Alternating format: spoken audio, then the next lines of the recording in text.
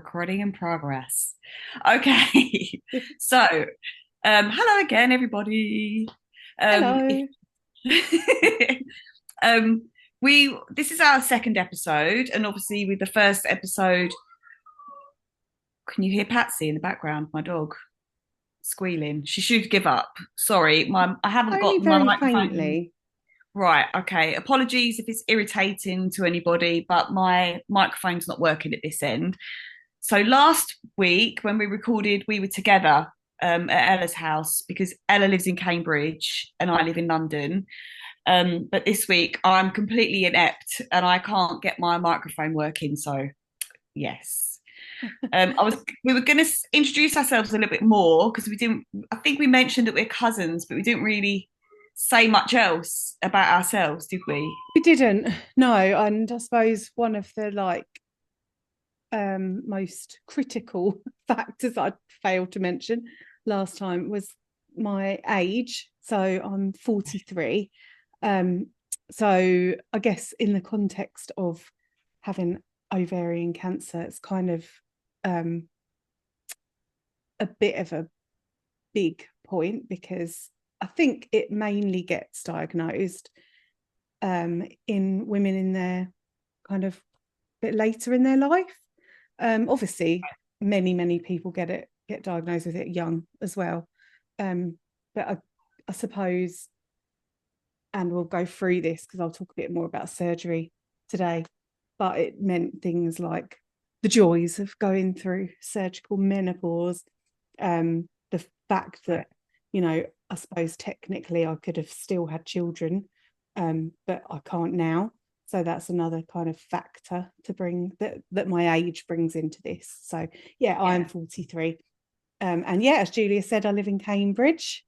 We were here last time, which was lovely. Having a little drinky poo together. We can do that Confidence remotely. booster. We can do that remotely today. At the moment, I've just got water, which is very boring. Um, but yeah, And I'm 48. Just for the record, just for the sake of the podcast. Um, yeah. So, what have you been up to today? Anything? Is there any? When was the last time you had chemo? I had chemo on Monday, Right. so And today is Thursday. today is Thursday. So I've finished my round of steroids for this treatment cycle, which is good. But it does mean that from now on and into the weekend, I'll start feeling really achy and very weak and tired, which kind of starts now. It's like my feet and my knees and stuff start aching. But I'll come on to that a bit more when we talk about the chemo. Yeah. Um, but yeah, happy to kind of talk about like the next step, Mhm. I So that guess. was the operation. Yeah, so I think we finished up last time, didn't we? Where I'd been through the whole like craziness of getting the diagnosis. Um, and then I had a few, yeah, mad moments of having to tell everybody about it, which I think would as well probably be another episode, to be honest. Just Yeah. Yeah. because I'd I could even like ask my mum to talk to you and stuff. Um, I'm sure she'd share how that kind of went down with her, which yeah wasn't very pleasant. Mhm. But also having to tell people at work, and so kind of that was like my next. So do you want to do talk about that today, or are we going to carry Well, on?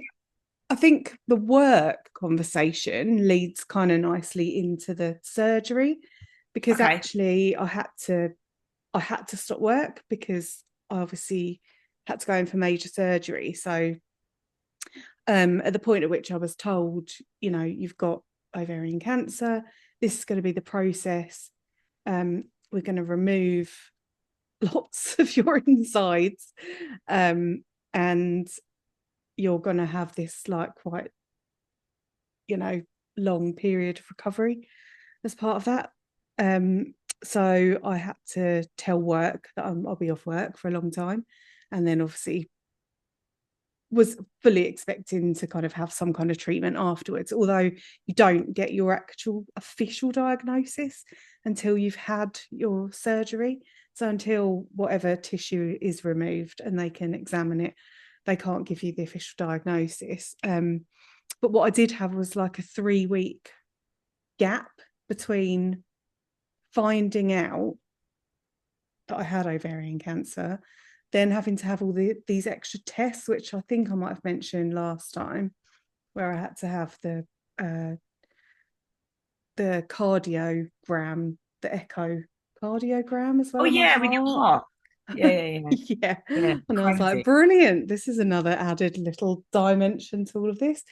Yeah.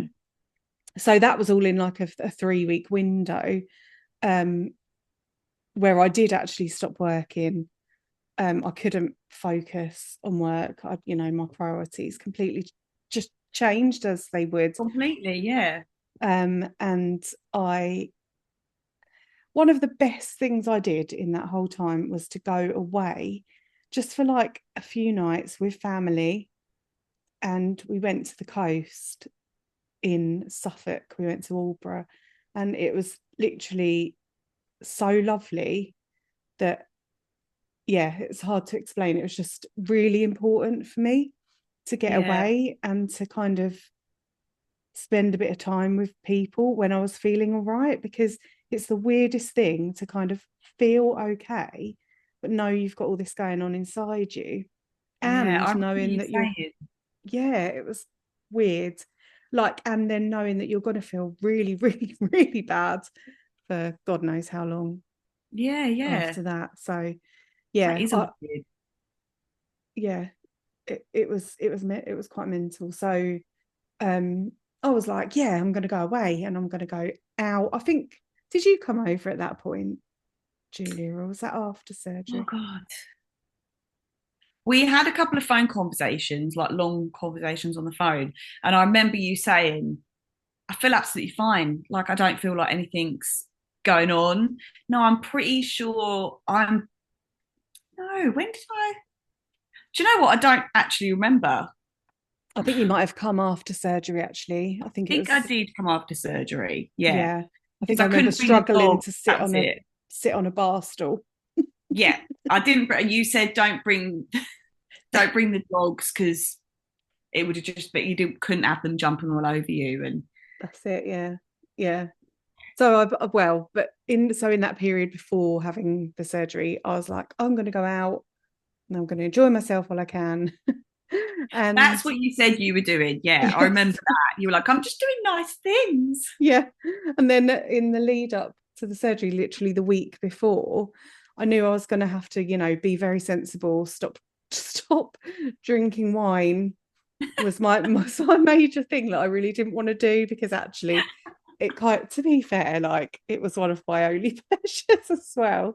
And I Yeah. remember having this conversation on the phone with the surgeon, and I said, is there anything I should be avoiding at this time? And he said, well, you need to avoid getting an infection. And I was like, okay, yeah, yeah, no, that makes sense.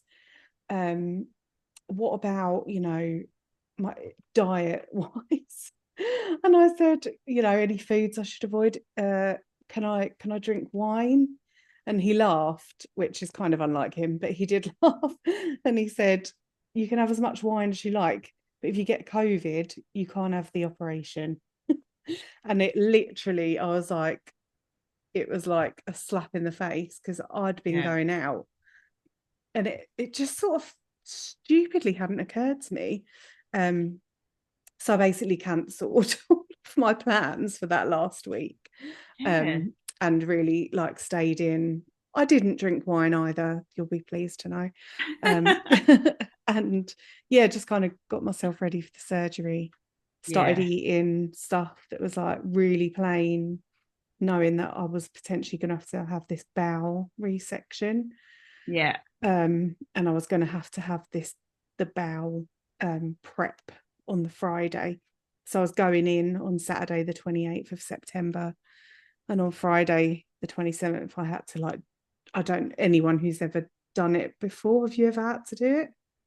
About a what? Having when you have to literally empty your bowels. Yeah, so they give you this drink that's like, actually, it wasn't as disgusting as I thought. I thought it was going to be that really thick, disgusting, lumpy thing, but it wasn't. Oh, It was just like a crazy clear, laxative. yeah, exactly. You have to drink loads of it, and then just go to the loo and not eat anything. So I could only eat up until 11 o'clock on the Friday, and then went in to the hospital on the Saturday morning and had to wait. So yeah, so at this point I'd done all my prep, and then literally had like the worst day of my life going in for this operation. Yeah.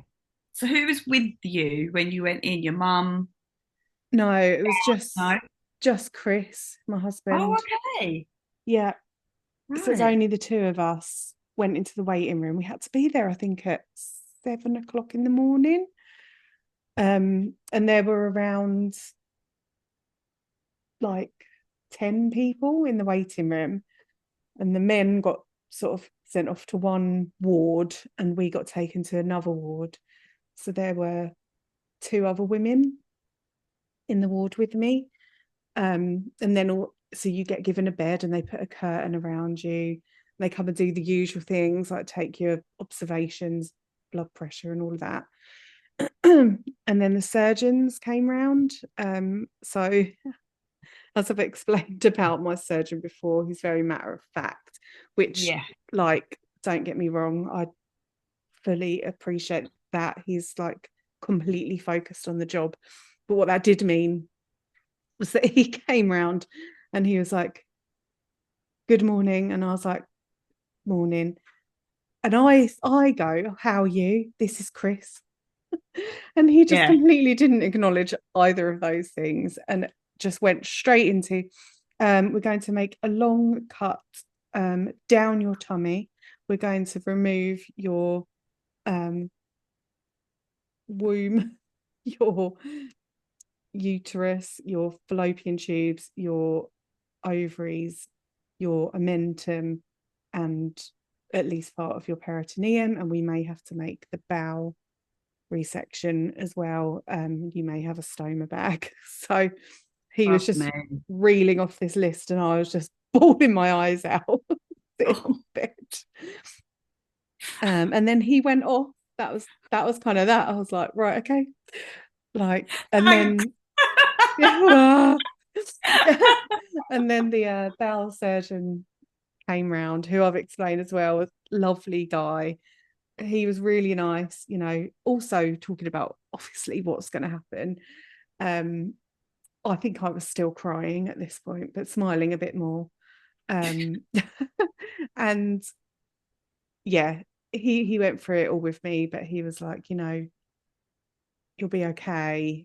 A bit more, a bit more Bit more words, a bit more comforting. reassuring. Yeah. Yeah.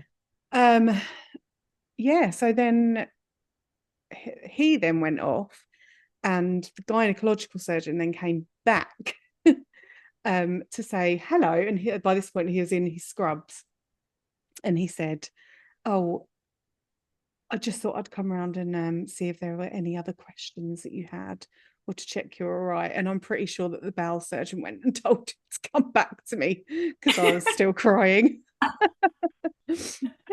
Yeah. So then they took off the first woman.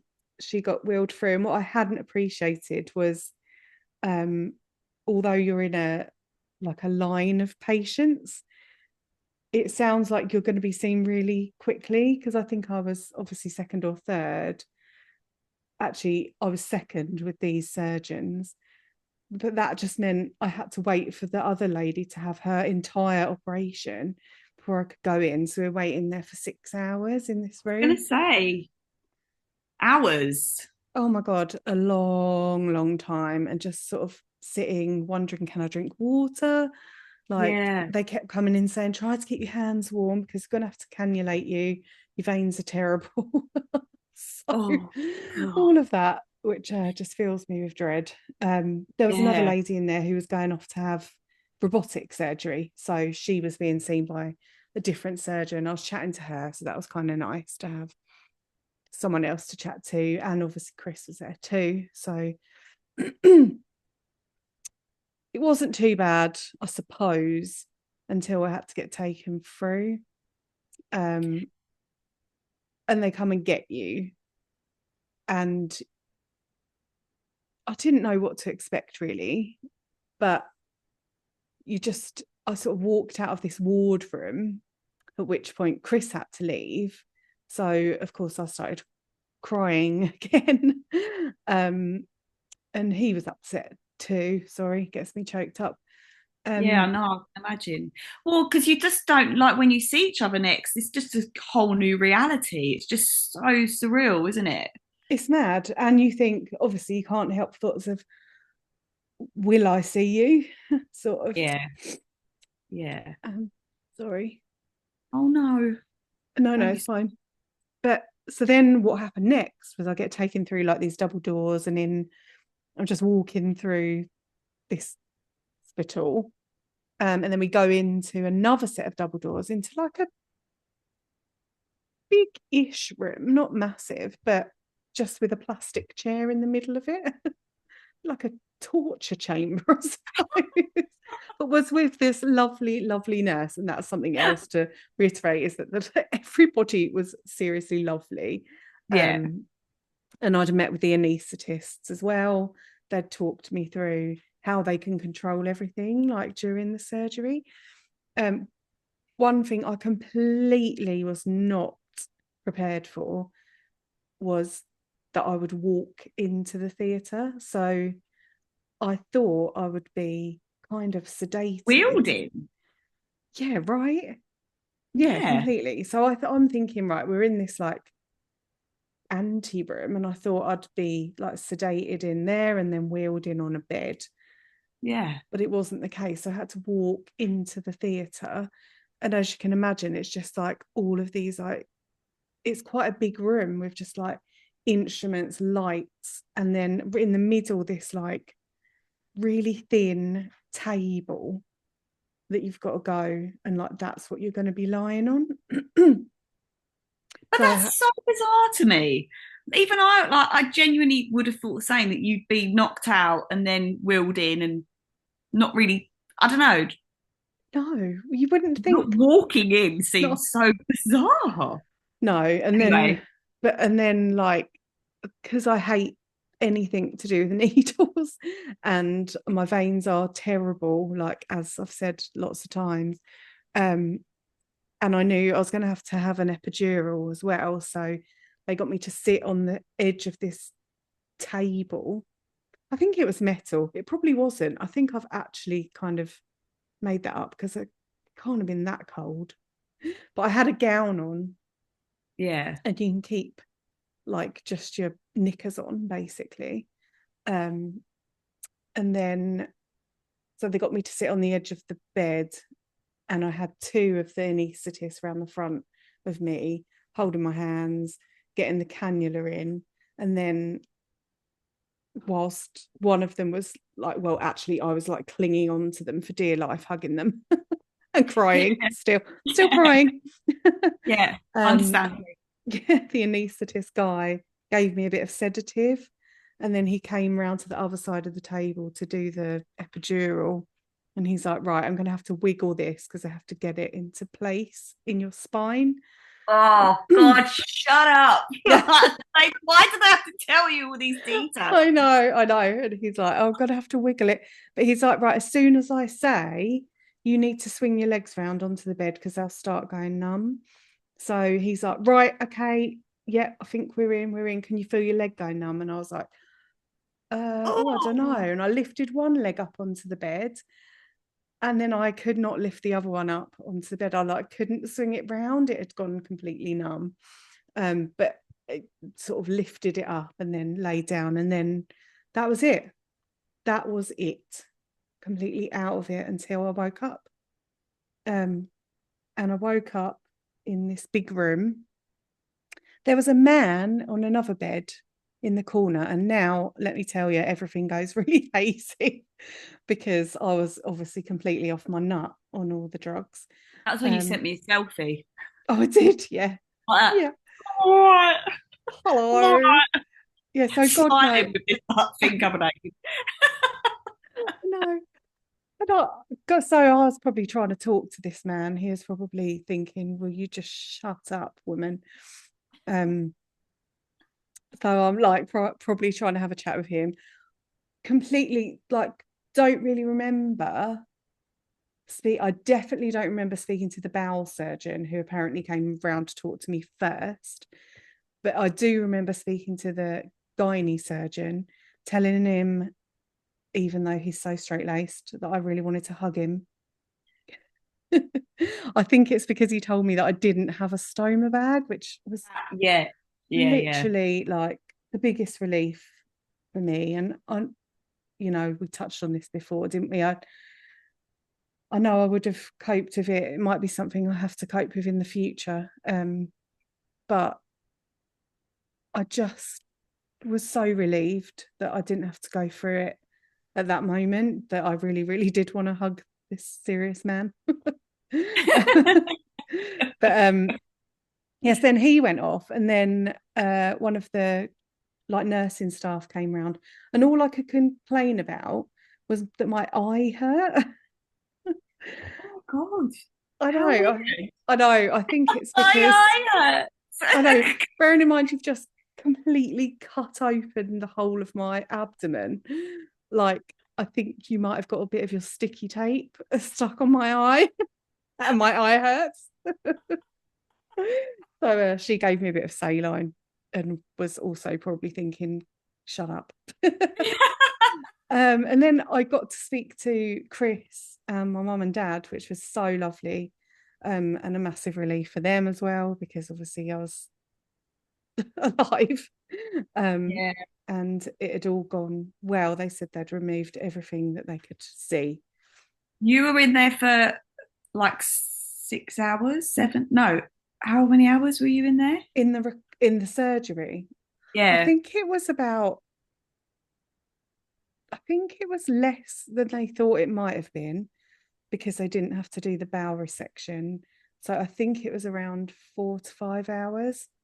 Right. And then I spent a bit of time in that recovery room. And then Right. they wheeled me up to the ward. So I was on the the maternity ward actually, um, at Addenbrooke's Hospital. So yeah, these two people like wheel you in the bed, and I remember that was quite cool. We had to go up a ramp, and I found it really good fun. I was like laughing my head off, and then started talking to everybody in the ward when I got into the ward. You what? Started talking to everyone in the ward. Oh, There was one young girl opposite me, and then two ladies who were like, I think one was in her 70s, one was in her 80s. um, yeah, and then Chris was actually able to, experience. yeah, it's very Experience. Do you experienced. want to speak to those people in hospital? Yeah, Don't you want to get yeah, older?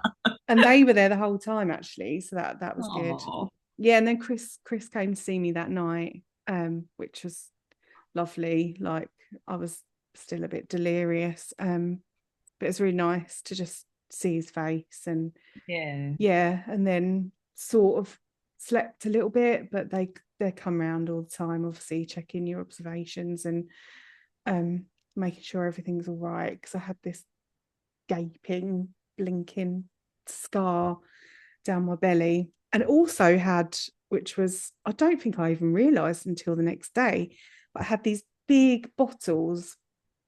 They were like the size of a litre Coke bottle, two of them, like with tubes going straight into my stomach to deliver the painkiller.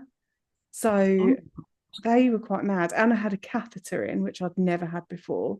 So I was worrying about, what do I do if I need a wee? And they're like, it's fine. It's just, just do it. oh, Oh, it's didn't the you? best. I was going to say, you said that was really great because you could just lay there and Yeah. piss. Yeah. Be like amazing at a festival. I'd love one.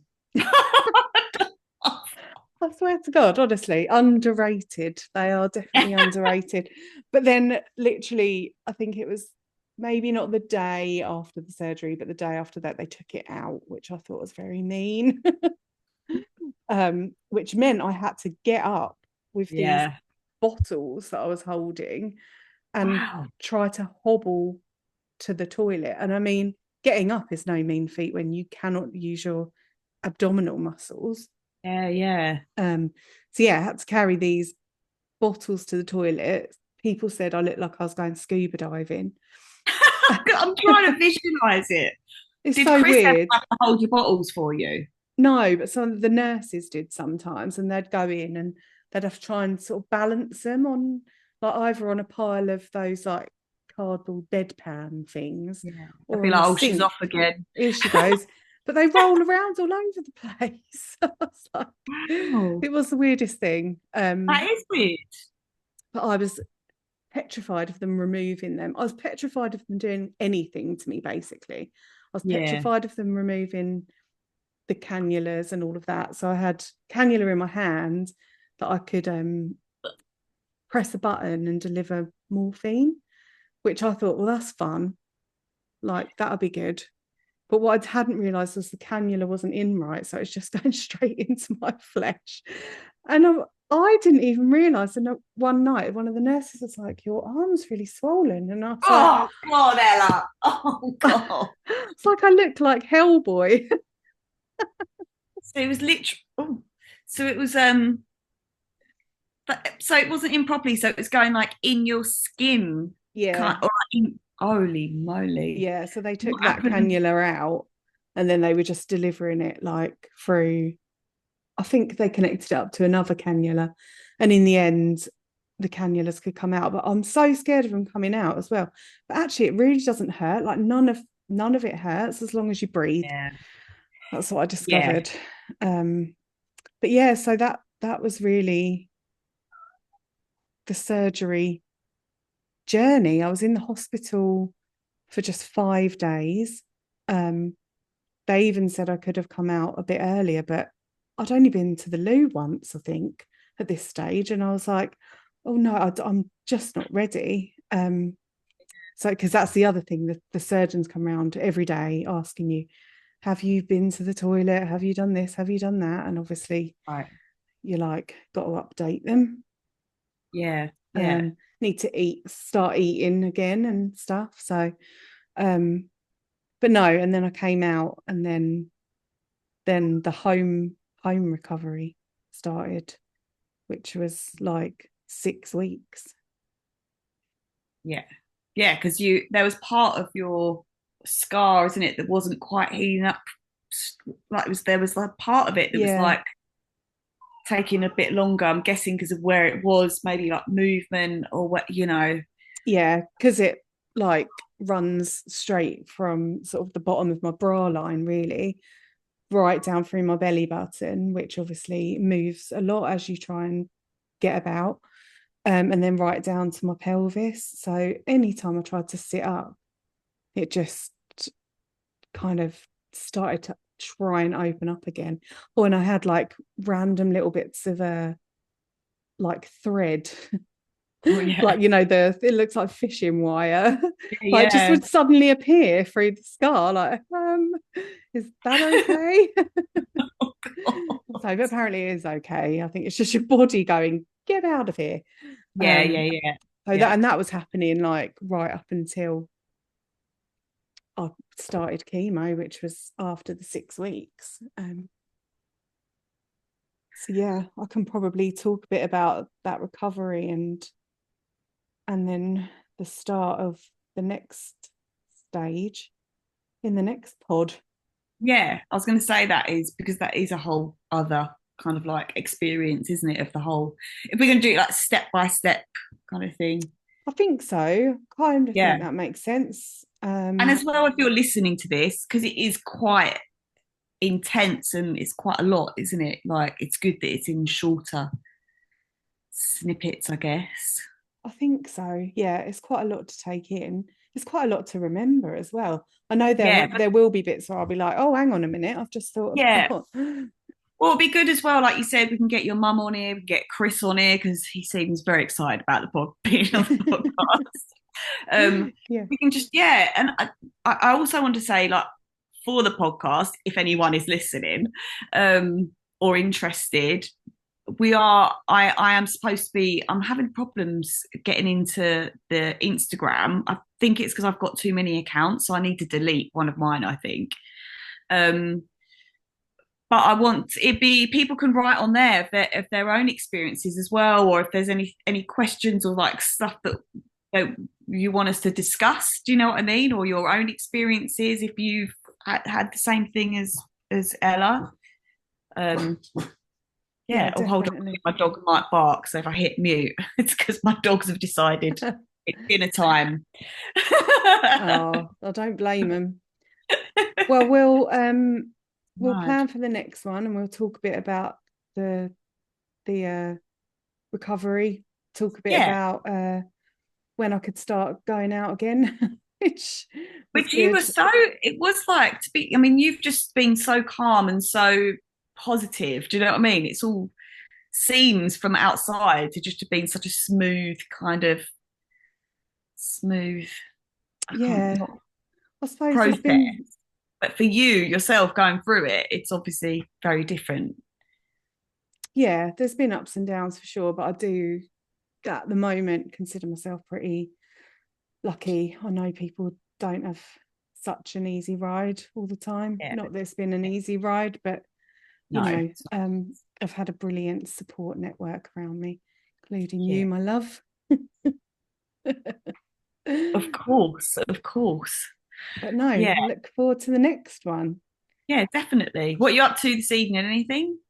Um, no, actually, Chris is going to a gig, Oh. but I obviously can't really go out. Uh, Unfortunately, it's a band called Turin Breaks. We used to listen to him when we very first met. Oh, So it's such a shame that I can't go. that is. But Is it hey, what in Cambridge? yeah. Oh, nice. Yeah, so he's going to that. What about you?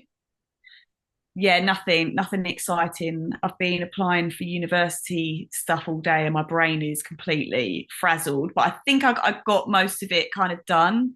Amazing. So yeah, that's that. And then I'm just going to have cook some dinner, get these dogs fed because they're getting a bit active around me. You can't see them, but they are. They're like, oh. And yeah, just quiet night because I'm back at work tomorrow. I work Okay. in a cafe, don't I? So it's tomorrow. No, tomorrow's Friday. But yes, I work in a cafe. It's early start, so Yeah. quiet night. Quiet night. Oh, Well, I well, hope you have a nice evening anyway. you too, and well done for getting the started on the university applications. We can No. ask people for all sorts of advice on that as well, I think. Well, you'll have to start telling us about it. When people get bored of I'll me talking, we I'll need start some. to, I'm sure I will inject some of that, but right now I've applied. I've just got to wait and see people what they get back to me with. But even just filling out those forms, I procrastinated so hard that Oh, I'm just a bit proud of myself for getting such a silly little thing done, really. But it's yeah. brilliant. And it won't be, there will be lots of Julia stories coming up on these pods, I can tell you. And they're not all as boring as university applications. She has got No, some crazy stories, I can tell you, from all of her I'll have to adventures around the world. change some names. Yeah, Don't want to yeah. get bloody sued. You will. There'll be arrests all over the place. Oh, all All right. Well, right, thanks Ellie. everyone for listening. Yeah, it's And exciting. And hopefully the sound is all right as well, because obviously I am doing this through my laptop's microphone. So let's see. Oh, sorry, Strummer just nicked my tissue off. My dog just nicked my tissue off the table. right. All right. See you for the next installment, everybody. Yeah, thanks for listening. Thank you. Bye. Bye. Bye.